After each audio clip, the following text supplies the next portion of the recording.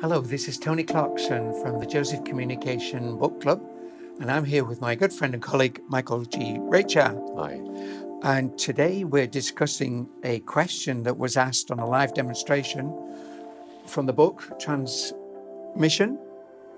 There's the book. And this question, was asked by a strange fella called Tony Clarkson again. Ooh.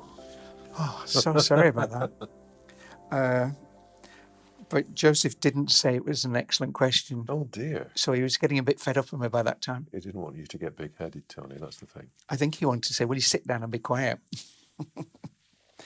Okay, so this is the question. It was a short one. Joseph, what is the best way to actually tune into God and know that the link is the strongest link that is possible? And so this is Joseph's answer. We have to go back to the principle, to the reality of you having two minds. You have a mind in your head that is influenced by the field, and you have a mind in your heart that is influenced by your soul and your connection to God. Therefore, in praying to God and requiring a result, requiring guidance, you need to think not from the head, but from the heart. You need to make an agreement with yourself that each day you will spend a few minutes thinking from the heart mind. And Joseph really emphasized that.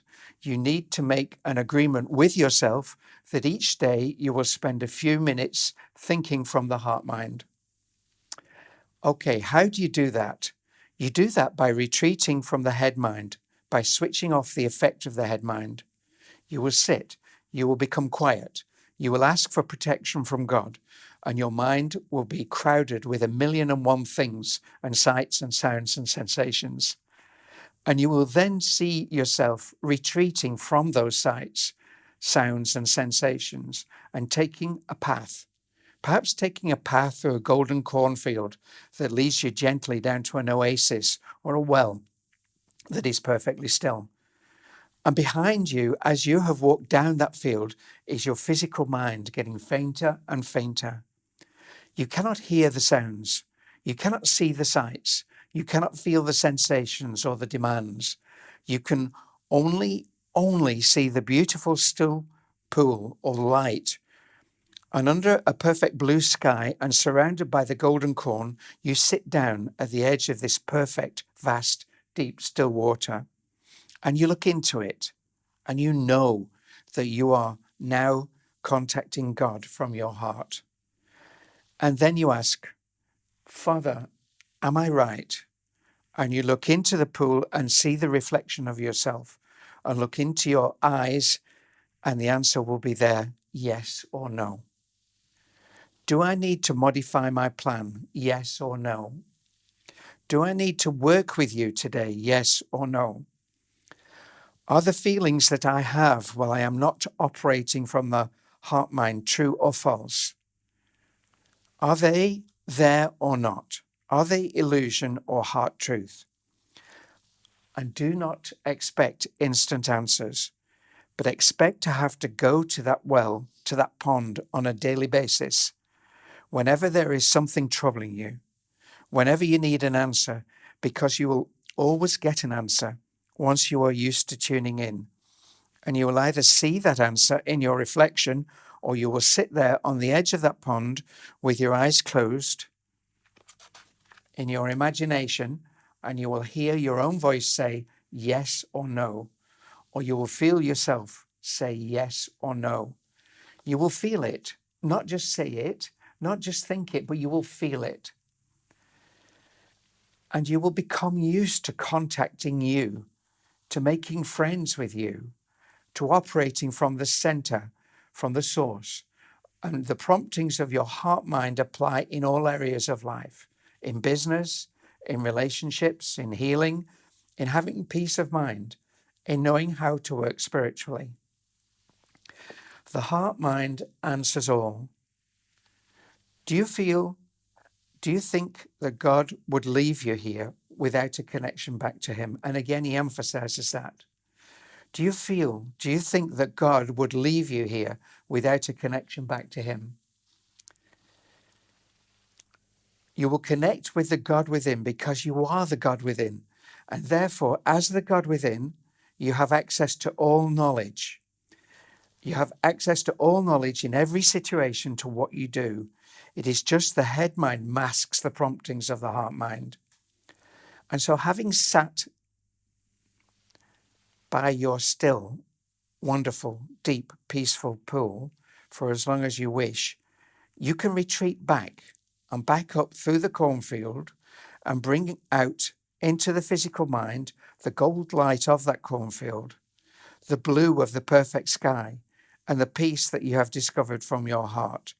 And then, because you're operating again from a combination of heart and mind, trust what you have been given. Trust what you have been given. And he emphasizes that. Trust what you have been given. Put it into practice. Try it out. And you will see that time and time again you are right, because you cannot be wrong. Only your mind can be wrong. The you that is you can only be right in the circumstances that come to you, for you and for the good of others. And that's the end of the communication. Tuning into the God within. And the heart mind. And the heart mind. Remember Raiders of the Lost Ark? I do indeed. There's a scene in there where I think Indiana Jones wants to destroy the Ark of the Covenant. And I think he's on a mountainside with a rocket launcher. And there's his rival called Belloc, I think he's called, the archaeologist. Okay. And he says, destroy it, Dr. Jones, if you want, but don't you realize what you've got here? This is a transmitter, a radio for talking to God.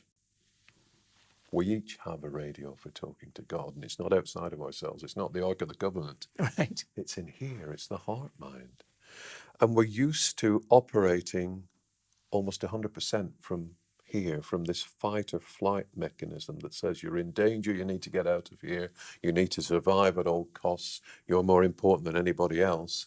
And it's just a computer, it's a calculator that evaluates every physical situation we're in and says we're safe here, we're not safe here. And we base our whole lives on that equation, whereas we have a mind here in our hearts.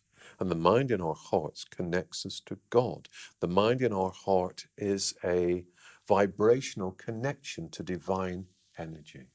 And we can shift our consciousness from here to here.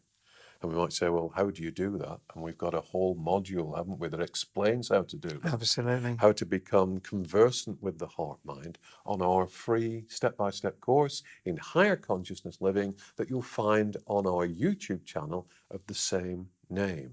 If we were to go into it in depth now, we'd be taking up your time for a day. A course in higher consciousness living. Step-by-step course in higher consciousness living. And it's explains the heart-mind connection, explains how to access the heart-mind, explains how to become familiar with the vibrations that you receive from the heart-mind that will, in all situations, show you how to proceed. And I truly suggest that people do that, because it's a new learning, isn't it? We're so used to the head mind. Completely different perspective. It's a spiritual perspective, and it changes everything. It changes the way you view life, what you want to get out of life, how you connect to other people. It infuses you with the light of the universe, with the divine light that flows through us all. And it puts us in touch with that light, and that light can guide us. And like anything else that you learn, it takes practice. It does. It takes, it has to be treated, I think, like learning Spanish or learning something new, obviously much deeper than learning Spanish, but it's learning about how to connect with that inner you. Yes.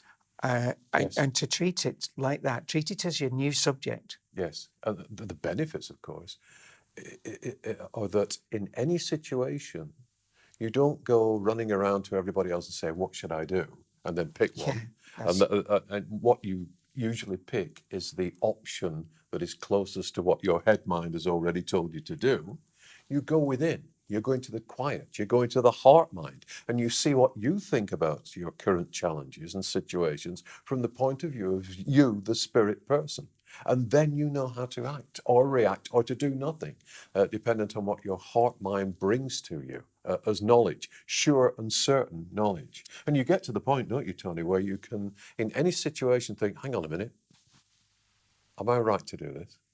And you'll get a yes or a no. You'll get a surge of vibration. Do I proceed in this way? Yes or no? Because you're so used to going to the heart mind that you can do it at a moment's notice. I guess the end game is living from there. Living from the heart. Yeah. So you don't even have to tune in. No. You're just permanently tuned in. And of course, we use the heart mind, we use the heart connection in the World Meditation Alliance. Yeah. Our members are taken out of their everyday consciousness and into their heart consciousness. And that heart consciousness not only aids them in meditating, but allows the vibrations that we bring through to stream out to the world through the heart center. That's so important. You mentioned the World Meditation Alliance, which is putting into practice that's needed in the world at the moment, on behalf of everybody. On all life on earth. Seeing that things are dominated globally by the head mind and working to revert to a heart mind approach to society and to each other and to life and to the planet.